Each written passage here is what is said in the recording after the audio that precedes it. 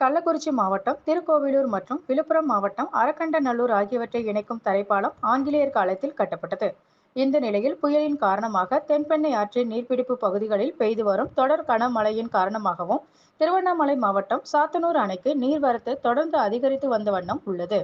இதன் காரணமாக இன்று காலை நிலவரப்படி 5000 கன அடி நீர் அணையில் இருந்து திறந்துவிடப்பட்டுள்ளது. மேலும் தொடர்ந்து ஆற்றின் நீர் பகுதிகளில் பெய்து வரும் கனமழையின் காரணமாக தற்போது திருக்கோவிலூர் தென்பெண்ணை ஆற்றில் இரு கரைகளையும் தொட்டவாறு 10,000 கன அடி நீர் சென்று வருகிறது. இதன் காரணமாக தென்பெண்ணை ஆற்றில் ஏற்பட்ட வெள்ளப்பெருக்கு ஏற்பட்டுள்ளது.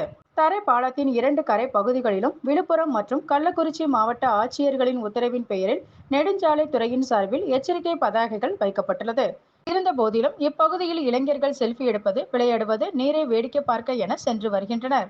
எனவே 2 மாவட்ட போலீசார் ஆற்றின் பாலத்தின் கரையோர பகுதிகளில் பாதுகாப்பு பணியில் ஈடுபட்டு வருகின்றனர்.